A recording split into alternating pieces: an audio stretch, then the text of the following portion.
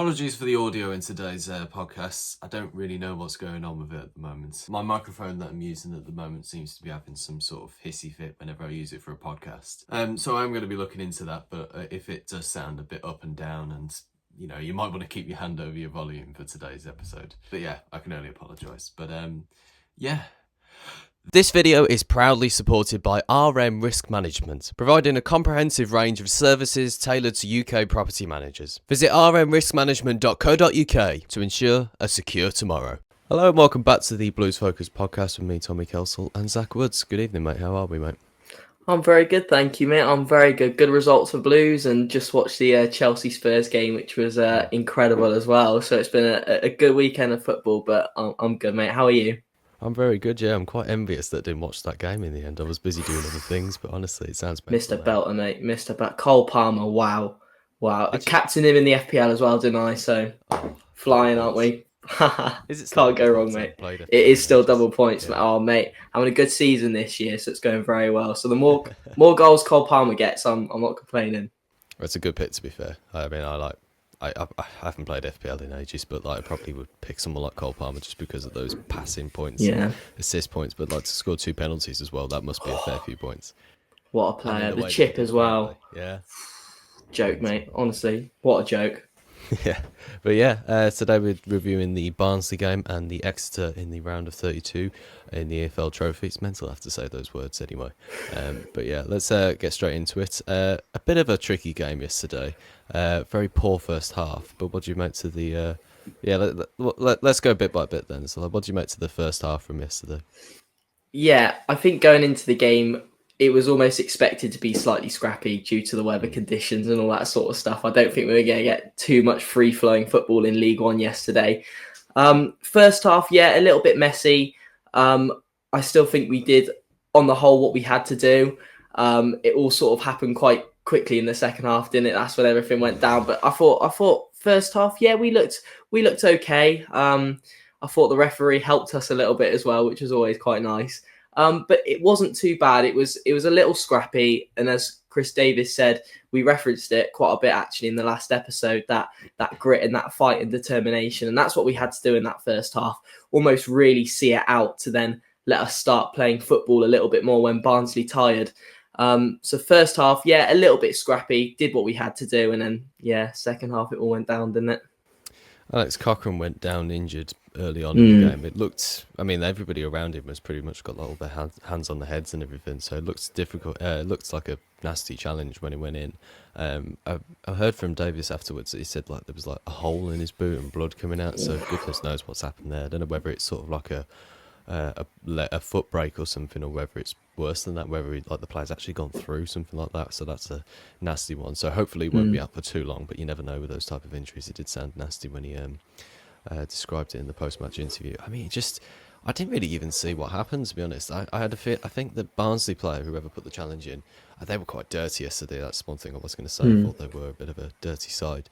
But I did just think, though, the way that he flew in was just a really dangerous angle, really. I'm surprised there wasn't even anything afterwards or anything like that, but it looks a nasty challenge. Yeah, they were quite a rough team, Barnsley, weren't they? I think that Cochrane incident really jeopardised us, and to adapt the way we did, I thought was really well done, to be fair, because we made a few changes yesterday. We started with Harris, which is something we don't normally do.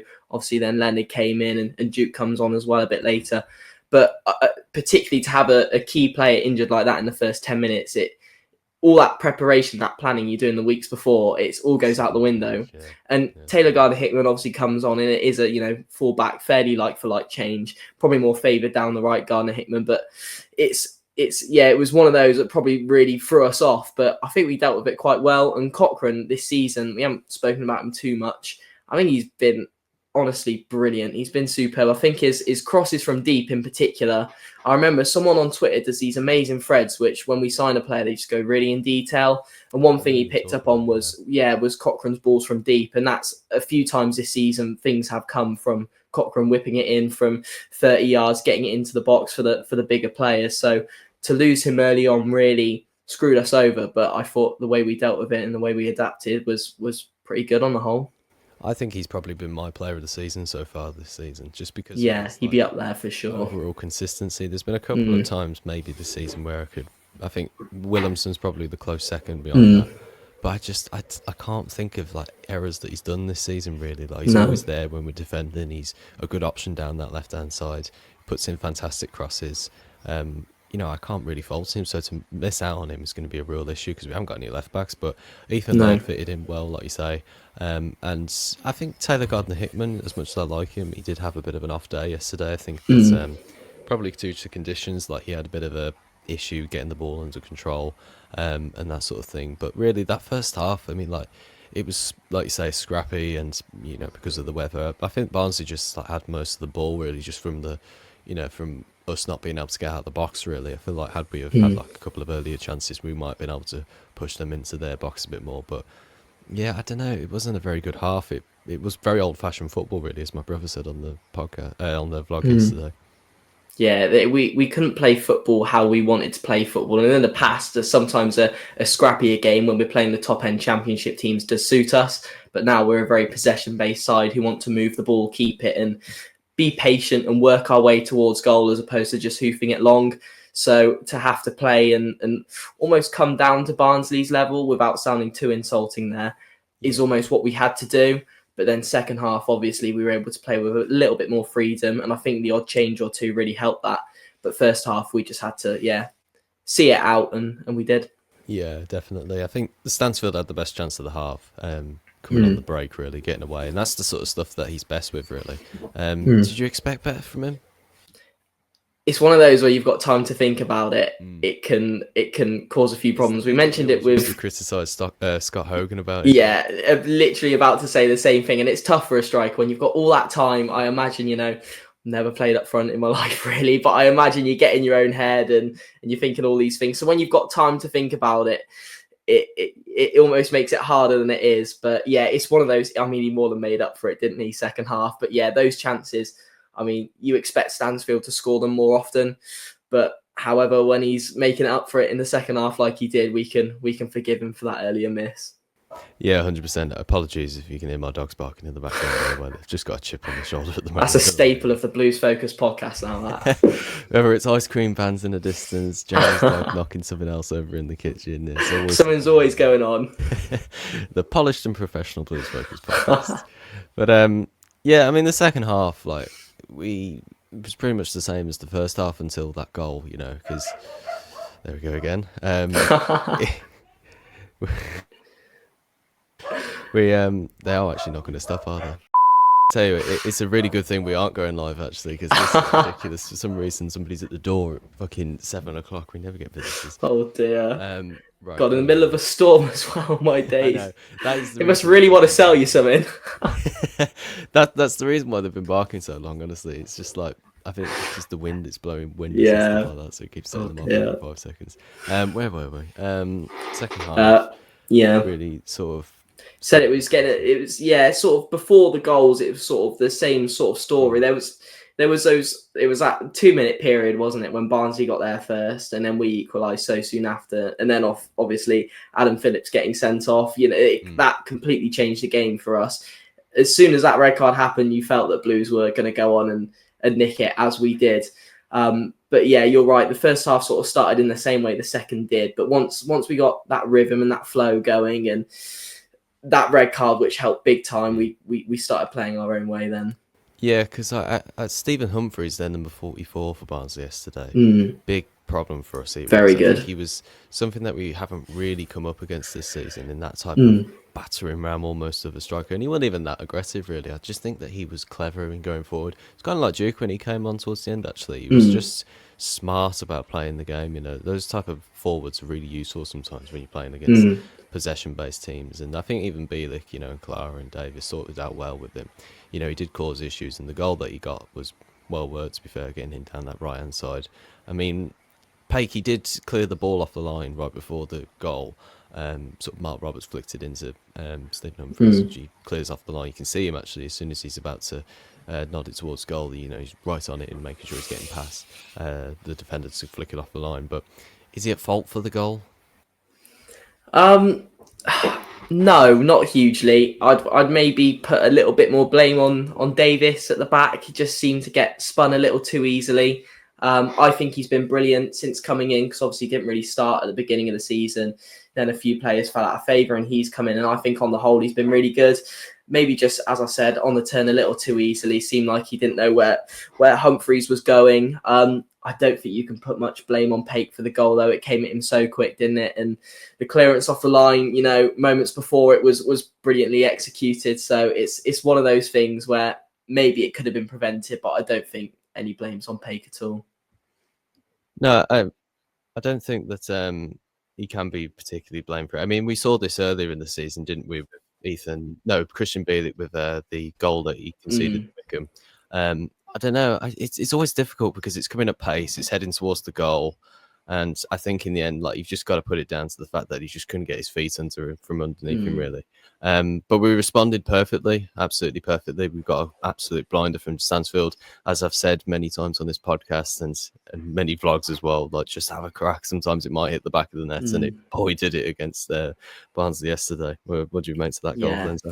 Yeah, what a goal. And that's what you pay the big money for, isn't it? And I think yesterday showed the difference between what a 30 million squad costs and what a 4 or 5 million team costs, because so many times in the Championship we come against a Burnley or a Leeds or a Watford and we'd be well in the game, could be drawing, and then that bit of quality is just what separates us and them. And this season we're seeing we have the quality, and that's what's allowing us to be where we are in the league.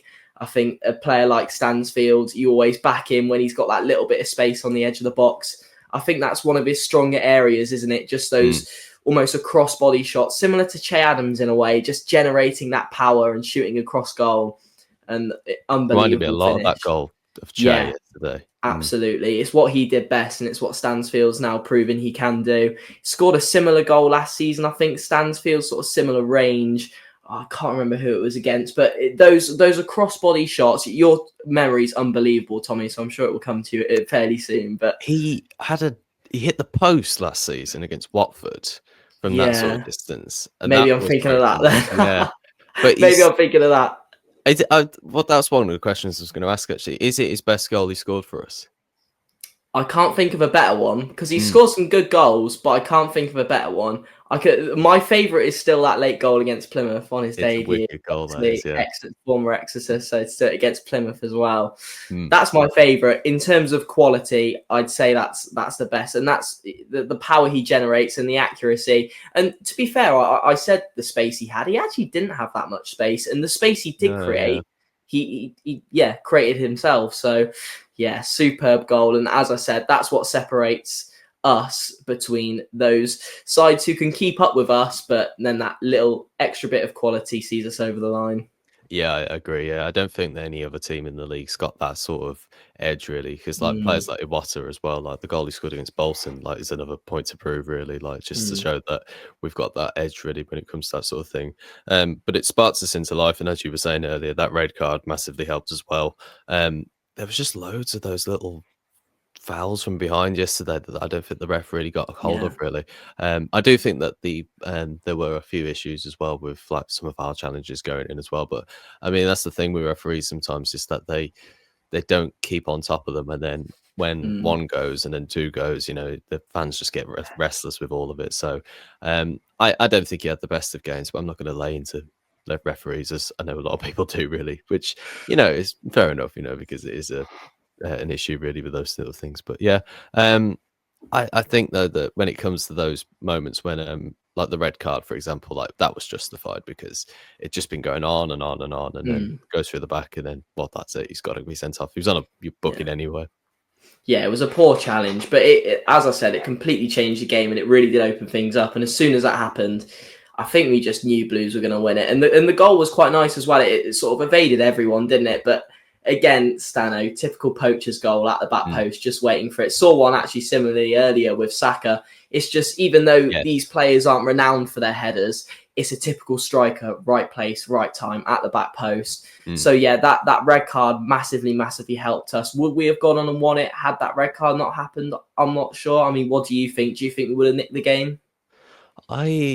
I imagine we would have, you know. I think even Mm, because I think from the goals perspective, like the first one, you know, was just a blinder, and the second one, I think, you know, it's just poor marking from Barnsley. Whether if they had mm, another player at the back post to have sorted that out or whatever, I don't know. But I just think though that I think had it not been that one, we'd have gotten an even later goal because that was in the 80th mm, minute. That goal was, so I think we would have still gotten another one. But we have had games like that this season with like Shrewsbury where we've got a goal back and then could go on and equalise, but didn't at the time. But yeah, mm. I don't know. I'd probably say we would have because I feel like Yeah, that's the type of team that we are. Um, yeah. but you never know. Like it's really tricky to predict football like in that Well, way. we're blessed with that depth as well, aren't we? Mm, If we need a bit more pace to come on the pitch, or we need someone a bit taller, a bit stronger, we've got those options on the bench, haven't we? Which is really, really nice because in the mm. past we just haven't had that. But I think we've now got those options where, you know, if Cochrane does go down injured early on, we've got the backup and the cover. If Stano's got to miss a game, we've got the cover. Dykes, Duke, May, Mm. we're so fortunate. So I think you're right. I think even if that red card didn't happen, I think we had the options there to come on and change the game. Yeah, definitely. I mean, the subs yesterday, so obviously the Cochrane one doesn't really count. Um, Mm, but like when Davis brought on Duke and Leonard, were they the right subs to make? Did they influence the game well? 100%. They were brilliant, weren't Mm, they? And I think start with Leonard. I think Leonard's shown in those brief cameos he's had this season, because he started a few more games earlier on, didn't he? And now mm, with Paik and Iwata just completely on lock in the middle of the park, that Leonard doesn't really have a chance. But obviously replaced Harris yesterday and looked superb, didn't he? And we were told before he came to Blues what a good player we have on our hands. And I think cameos like that make you realise that you don't want to lose a player like that. It's almost easy to accept. Well, we've got Paik, we've got Iwata, so if he goes in whenever, January, end of the season, it's not the end of the world. But I mm. think performances like that make you realise that we need to try and integrate Leonard a bit more if we can.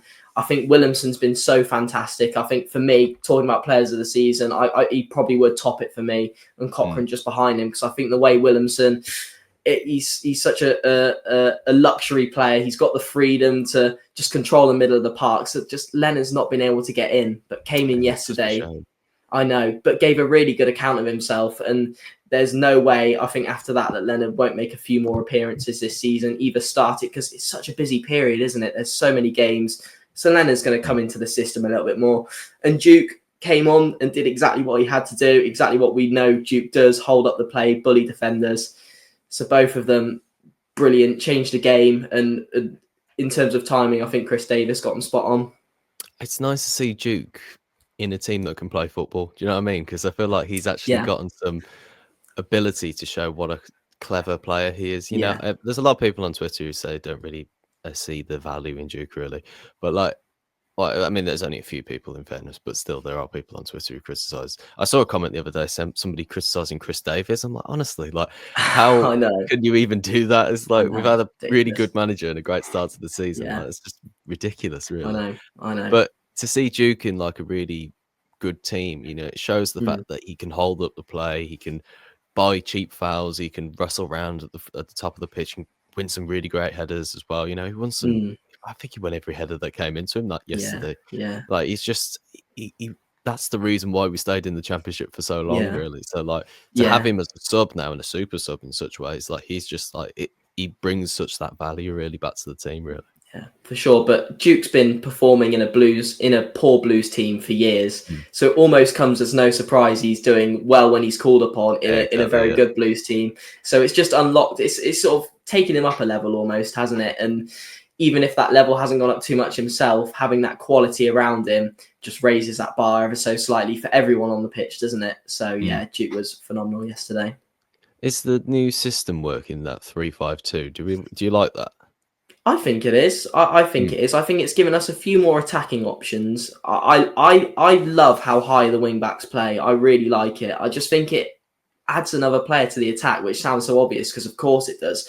But I think you've got that extra player in attack, and that security of that back three is really nice. I mean, we've seen Blues play so many different systems over the years. I mean, do you agree? Are you liking the three at the back? Or it's hard to know what to even call it, because even on Mm. commentary yesterday, they were saying, is it a 3-4-5, whatever you want to call it? I think the team have so much freedom, don't they? Mm.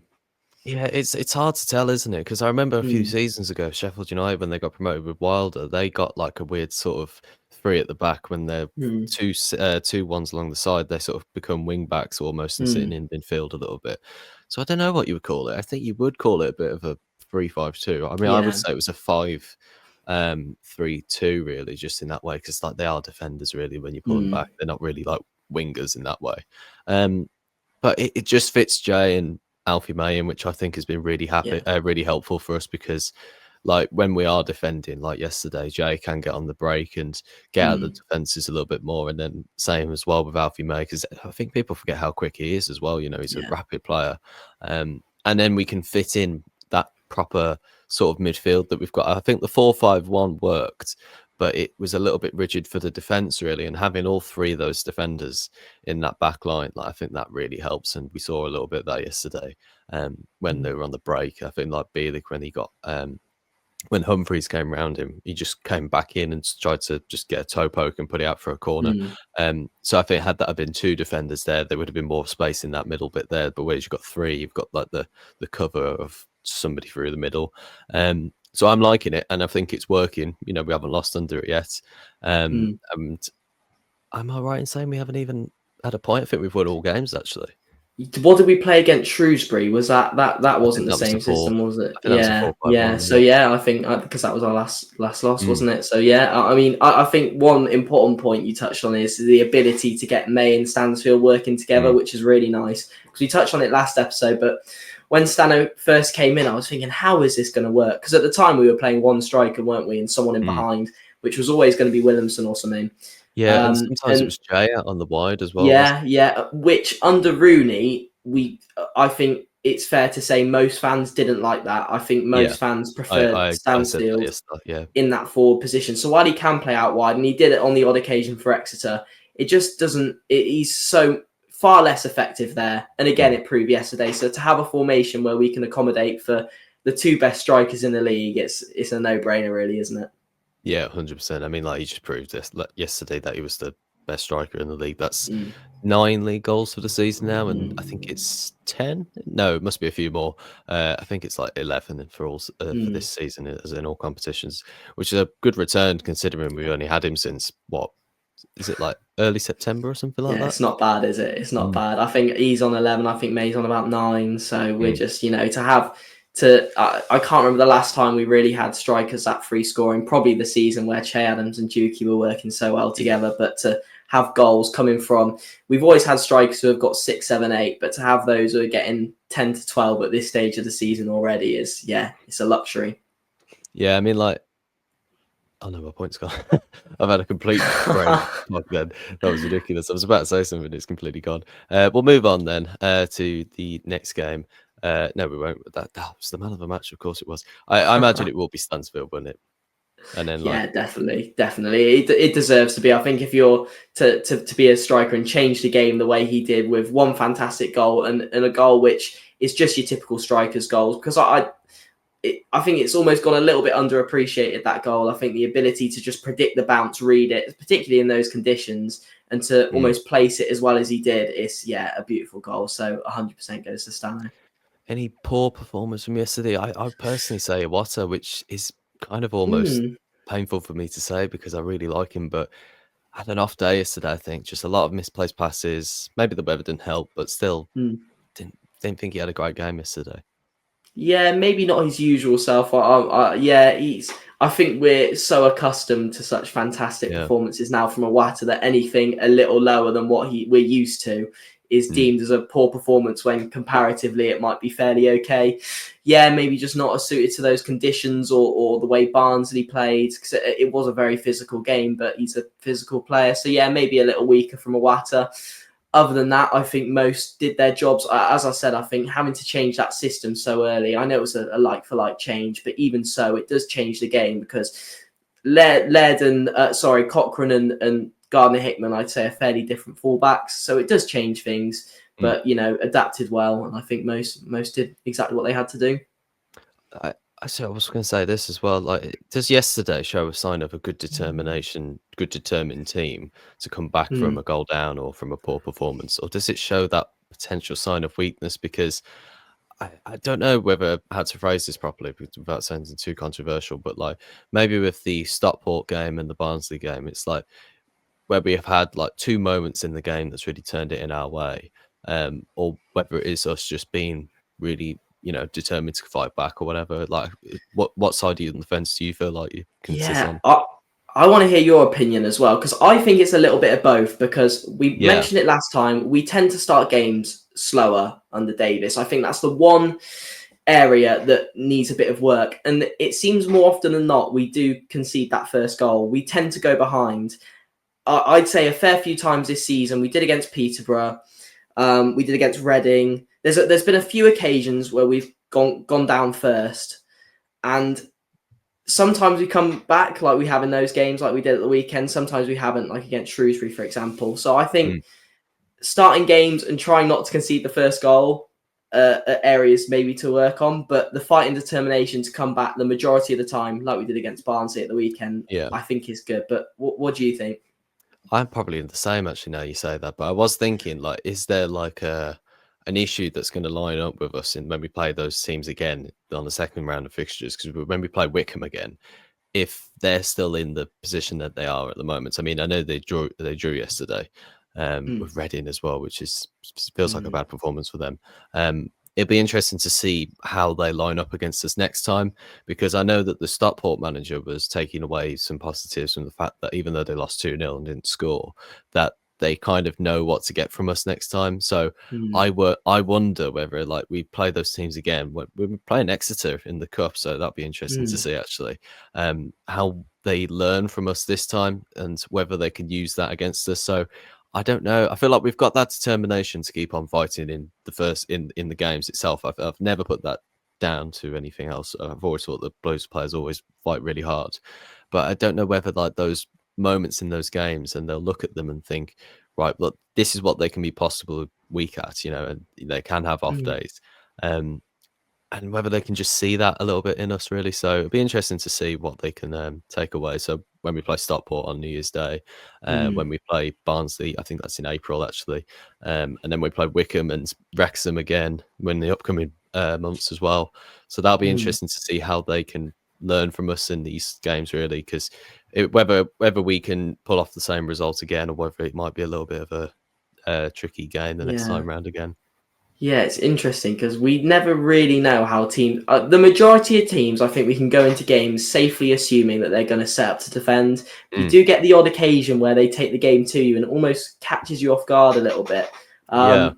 So yeah, it's interesting. I think these second round of games, which are now approaching, it will be interesting to see how teams approach us, because for a lot of teams, with their biggest game of the season, it's a good day out, away fans at St Andrews, and they really go for it sometimes. Yeah, as well, don't they? absolutely, for sure. You just don't know how teams are going to approach it, really, because every manager has their different styles. But yeah, we've just got to make sure we're prepared for every scenario that could possibly be thrown at us. Yeah, absolutely. Yeah. But what can't be disputed is the fact that the fan unity is like at an all-time high, really, at the moment. Yeah. And that really showed with the celebrations yesterday. And even when we went a goal down, like there was like, singing a keep right on and, trying to get the players re-energized and everything. But to equalise pretty much immediately after as well is like a real boost for the players as well, because at the end as well, when they're all celebrating and Davis comes and gives the, I think they're the cheers. Like I remember, what's his face? Nottingham Forest manager used to be. Steve Cooper. Don't know. Okay, yeah. When he used to do them for Forest, I think they're called the cheers when you sort of just do like that. Do you mean at the end of the game, the 4 times where going like this? I think they're called the cheers. Okay.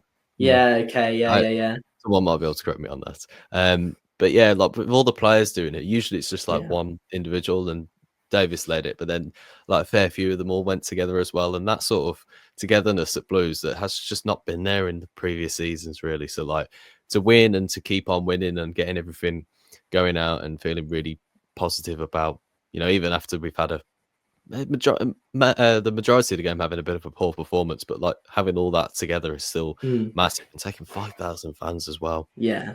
Well, I think you're best to answer this question, because I think particularly with away games, a smaller group of fans, and obviously you go to most, so you're perfect to answer this. Does it feel different compared to not necessarily just previous seasons, but last season, even when things were still fairly positive with the new owners, I know we were in a poor position in the Championship and Rooney had come in, but we knew that these owners were coming in and had good intentions. But how does this season sort of the feeling in the stands on away days where you're a tighter group and you maybe have a bit more engagement, how does it compare? I think though I think the confidence is just there this season. I've never doubted the fact that Blues can take big attendances. You know, I remember even like the season before the Americans took over, you know, with Eustace, where we took like 5,000 to Preston away. You know, there was always like that support, and you know, the Blues fans love a good day out and everything. That's why I was annoyed that we got Lincoln in the FA Cup. I was expecting like a big Premier League day out. Boring one, honestly. Shocking Every fixture, time. Boring. We didn't even get a good fixture when we had Rooney as manager. I thought maybe this time might get United or something. No, just someone else. I think it was Hull in the Hull away or something like that. Yeah, God, what fun! Just shockingly bad. But yeah, I mean, like even with some of the smaller grounds, like we went to Wickham earlier in the season. I think we only had like 2,000 for that, or something maybe a little bit more. But yeah, I mean, it's just like that sort of confidence is there with Blues fans because it's always a great day out. We always have a bit of a laugh and sing about and everything. So that's always there. There's always really good voice, really, as well. But there was like proper blues yesterday, you know, singing the, you know, as I would call the proper chants as well, you know, singing like Keep Right On and everything, a bit of shit on the Villa and everything too. And there's other ones that have titles which are really, it feels weird to say, but like Na Na Na Blues. It's like that. That is the title. But I can't say that. That's ridiculous. But yeah, it was great yesterday. And I feel like those games, even if we do take only 1,000, you know, I don't know, like Exeter or something like that, I'm sure the atmosphere will be exactly the same. It's just the confidence is there now because before that, American takeover and everything, it was just like we're arriving, but like, are we confident we're going to win the game and be celebrating afterwards? Like, I ain't sure. So it's nice to know that there is a possibility that we're going to come away feeling good and pushing towards the top of the table again and winning and scoring goals and jumping around and everything. There's a group of lads in front of us who are fans of the vlog and everything. And they're having a good time and everything. They're all just like passing beer around as well, just sneaking them through the security guards. It's like, oh, this is proper. This is a great blues. Great fun, really. Yeah. And I miss those away days sometimes when you do get like really boring ones or something. I think that's what League One's actually been quite good at, really. It's the fact that there's less pressure, even though there's probably more of us to win the games and get promoted and everything. But if we do, then it's great, you know, because rather than going to Blackburn away or something terrible like that, you know, cold and miserable, and the Barnsley fans were pretty good, to be fair. I mean, like I like Barnsley as a club, to be fair. They do have like a fairly decent supporting and everything, even though they are a bit of a smaller club, really, when you compare them to other ones in Yorkshire and Lancashire areas. You know, when you go to like Preston and Blackburn sometimes, because they've just been in the Championship for so long. I imagine it's how like other clubs felt like coming to St Andrews during that time when we were just in that lull and it was all just really depressing and we were more focused on getting the owners out of that time. So yeah, I think League One's actually been a bit of a boost for the fans, really, to feel good about themselves, because it shows that even in League One, which is why it always makes me small when fans come and sing where were you when you were shit, it's like we are shit, we're in League One, look at us. I know. We got nearly 30,000 fans in the stadium with us in League One and everything. Admittedly, we do have like good money and everything, but still, like, this is when we're shit. Yeah, and all in, you're right, it's so nice to see. I mean, speaking on that confidence, how many times over the last 4 or 5 years have we either gone a goal down and we said, right, that's it, game over, or even gone a goal or two up and thinking, are we going to hold on here? This doesn't feel quite right. Now we're going goals down and we're thinking we're going to get ourselves back into this game. It's going to happen. And even after the red card yesterday, you know, go back 3 or 4 years, I'd be thinking we're probably going to concede here. We're going to attack too much. It's going to go wrong. But now I think one that stands out particularly is Peterborough at home this season. We went down, and even then, because we went 2 goals down, didn't we? Yeah, we got fouled up on the first one. Then that was it. And even then, you're thinking, we're still in this. We're gonna find a way back in, and of course we did. So it's not just confidence on the pitch, which is clear to see in the style of football we play, because you do have to be a confident side to play that passing football, keeping it at the back, playing it out from the back, and that's translating over to the fans in the stands, isn't it? So it's refreshing, really refreshing. Yeah, it's interesting you mentioned that, isn't it? Because like with Blues, when we've tried to play possession-based football in the previous seasons, I remember going to the open house and Craig Gardner talking about, teams that play this possession-based football, they are more likely to get promoted. That they based it off on all the other teams that have played that possession-based football and gotten promoted, and it was all good and everything. But I was just like, we can't play it though. It's like we're asking players Mm, that can't play it, but now that yeah, we've got the recruitment right, and players like Alex Cochrane, really, who teams wouldn't really have had like particularly on their radar. But we go mm, out and get him and he fit him into the team. Same with yeah, Williamson as well, like I didn't even know the guy before we bought him in the yeah, window. yeah, So like the Andy Watter as well, and like all these different players that are being recruited. It's like this is how you do it now. Like this is how yeah, you go and get those teams. Because like when it works, you do feel confident about it because you've got confidence to base it off. We've yeah, won games, we've not lost a game at home this season, we're playing towards the top of the table. I mean, people will say we're third at the moment, but we've still got about 2 or 3 games in hand, and I think we'll win those mm, ones as well. So then, if we do, then we're pretty much 6 points clear again. So like, I think really like, I think it's just the way that it's changed over the last few years, isn't it? It's like getting the players in, mm. having a bit of a reset. I'm trying to cough as well at the same time. Trying to have a bit of a reset as well. So I think, possession-based football, I mean, like fans, I think that have been a bit nervy about it before, myself included in previous seasons, have been won round by it this season because this one works rather than the ones previously when we've just tried to Mm, shoehorn players into positions and styles of football that doesn't work really. yeah, We needed to have been we needed to have fitted the players that we had in previous seasons, which yeah, I was shouting out really at the time. But this season, to say that we need to launch it forward to Duke and everybody like that, that's like on yeah, occasions, honestly. Like if we're a goal down in the last minute, then maybe. yeah, But like when we're playing Barnsley and other teams like that, like we gotta stick to what we're good at. And we are good yeah. at it. That's why we're towards the top of the table. Yeah, completely agree. And we've mentioned this before, but we've built the team in a way that we want them to play. So Mm. we've got the players and we've got the facilities to play that passing football. Countless Blues managers in the past have tried to come in and play that style of football, and we just don't have the players for it. And it's the Yeah. most. I personally, whether it's right or wrong, I don't know, but I personally love a manager who caters to the team, the way not bringing in their own style and pushing it on a team that just simply can't produce those results, but a manager who's willing to adapt and play the style of football dependent on the players he has. We've had the luxury of buying in those players. So Davis comes in, he can buy those players to play that style of football. But I love a manager who thinks, right, what have I got here? I've got this, that, and that. This is the style we're going to play based on their qualities. I think the most of the time it doesn't work when a manager comes in and tries to play this passing football with a team that simply can't do it. It just doesn't work a lot of the time, in my opinion. So it's nice that we've got that luxury to buy in the players and play the style of football. But I think Davis knows how he wants to play and he's totally imposed that on the players. And as you said, it's working. Keep doing it. Even if we're a goal down, stick to what we're good at, as you said, and we have been, and it's been working. Yeah, as Davis has said as well, he said in press conferences before he even played a game, that the fans need to be patient with us, and we are, and it's working, and we're fully vindicated in it as well. But like you say, in managers that have tried it and not worked, I mean, like we've seen it with Zola, we've seen it with Rooney, but with managers that come in and play their own style of football in the way that suits the players, managers like Rowett and Gary Monk as well, they've worked wonders for us, and they've struggled elsewhere because of it. So, like I think Davis has got a good gig with this, because he's had a season to start out with. He's gotten, a brand new team really to work his style of football on and everything. He's a very calm person. I like his demeanor a lot. I like his sort of the mannerisms that he brings to the table and everything. He just feels like a good Blues boss. I feel like Yeah. when he leaves in a few years' time, hopefully nobody comes and snaps him up or anything. I mean, Spurs lost tonight and they were on him Postecoglou out. So fingers Yeah. crossed they don't go mad and say, let's get Chris Davis. Hopefully we can keep on for him a little bit longer.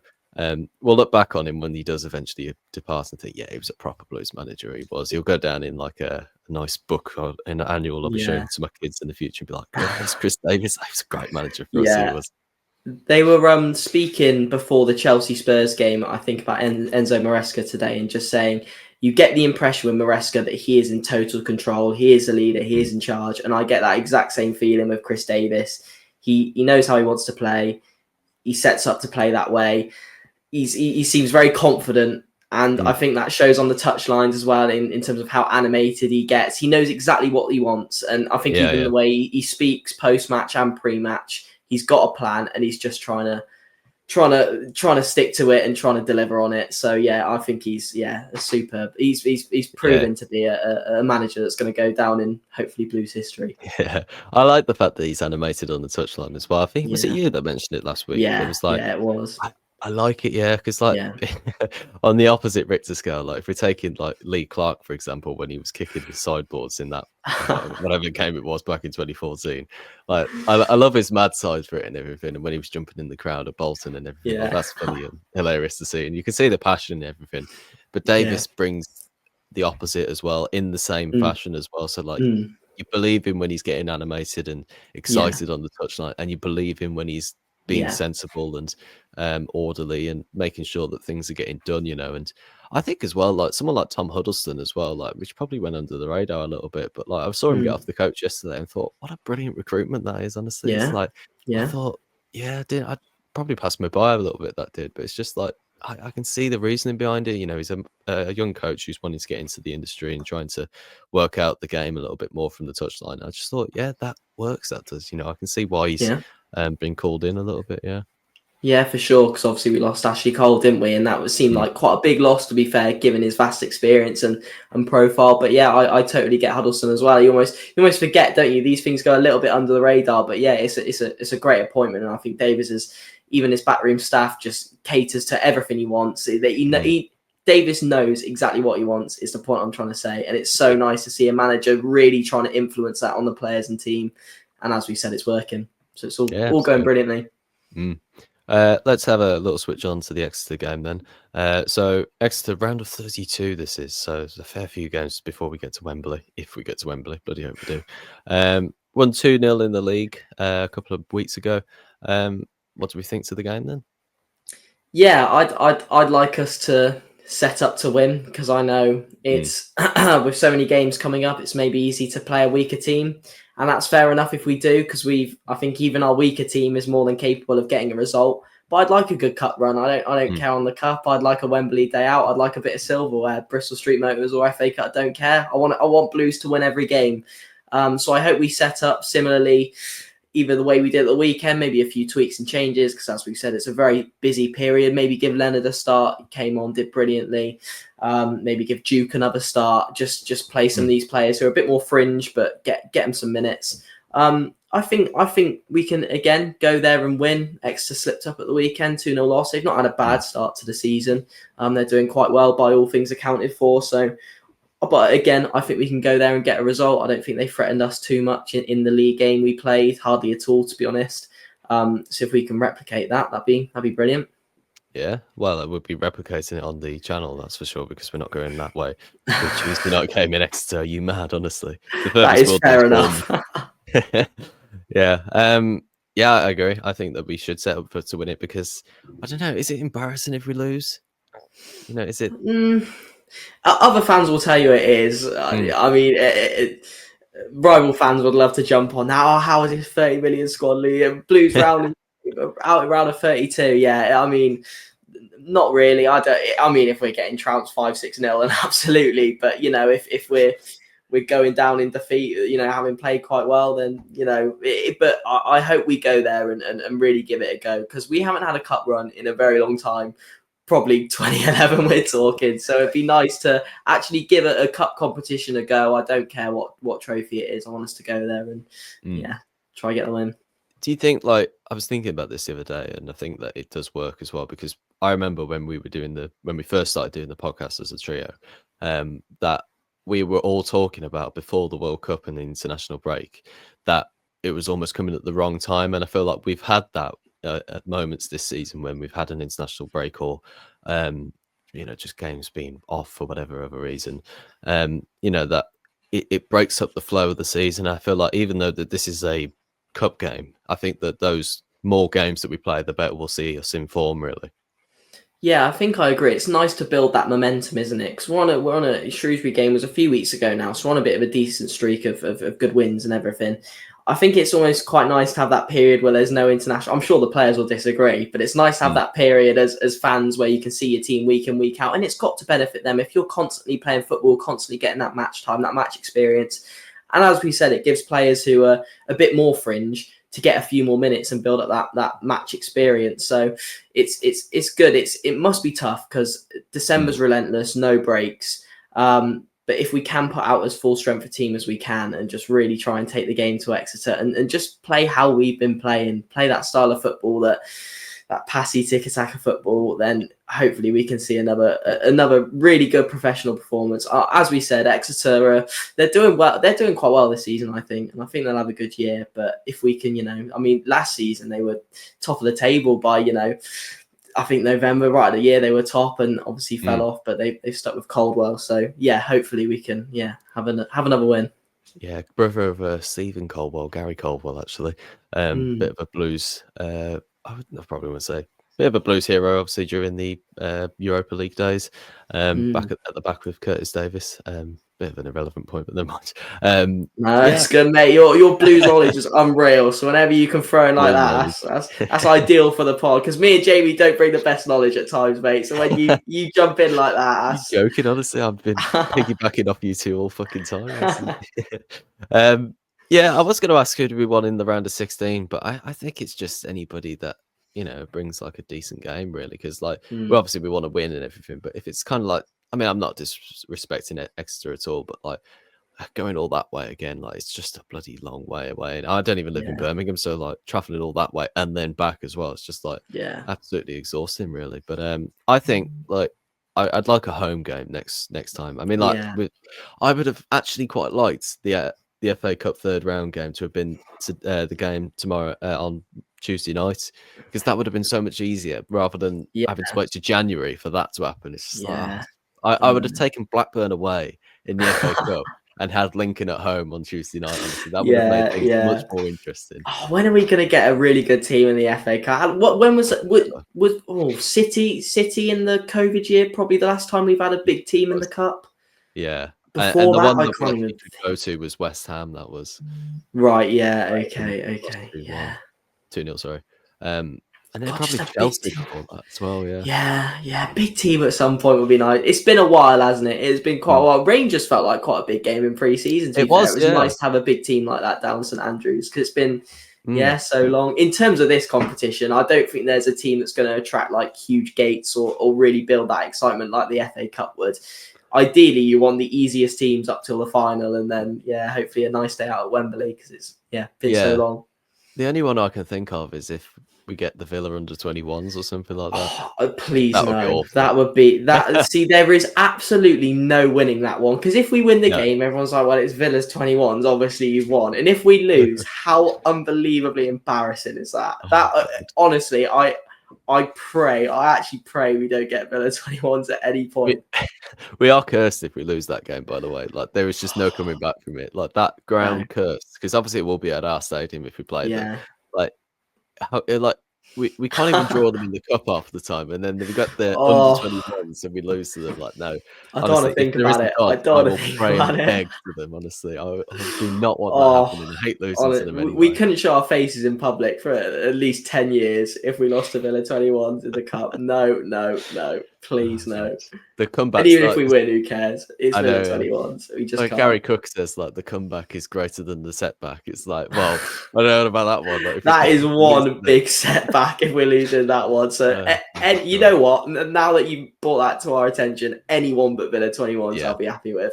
Anyone. Or any of the other under 21s, actually, because like we didn't go to the under 21s to the Fulham game, but I do just remember thinking, like, God, it is crap, isn't it, that they're in this competition? Yeah, it was a good game. It was just the golfing. We thought, Chris Davis at 21s, he's going to go nice and light. You make life a bit easier for them. No, but it's good experience for those. I know, but it's good experience for those 21s players. To be fair, to play a team that's a caliber of Blues it is good. I like the competition. I think it's good incorporating those 21s teams, because it gives them because. These days with football, we're seeing so many teams that are signing players all over the country that the academy players just don't get a look in. But competitions like this really give them that chance, which is really nice to see. So, yeah.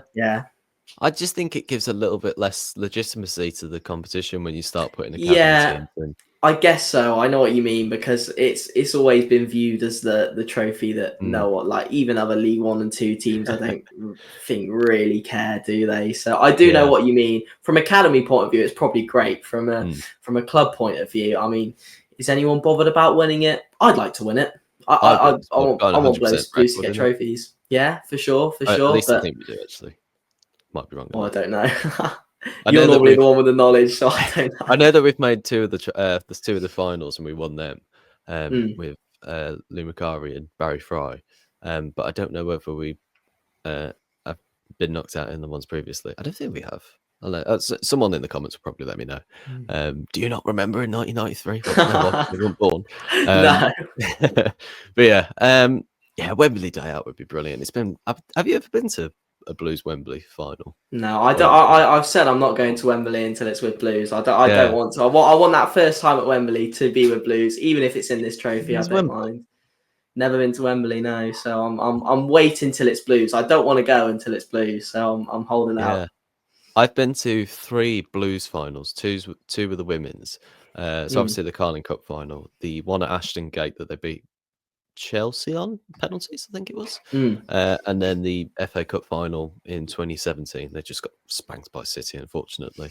But yeah, I mean, like they were good games actually, and mm. obviously Blues at Wembley's fantastic. But yeah, Yeah, Wembley, it'd just be great, being actually because it feels like a proper occasion, and like I feel like yeah. even though it is um, a bit of a lesser meaning competition as such, particularly for a team like Blues who should be really towards the top of the championship, at least in that contention. It's nice to have like a proper event because it's been decades, like you say, since we had like a proper game or like Mm, a good fixture or something like where we can actually get really excited for.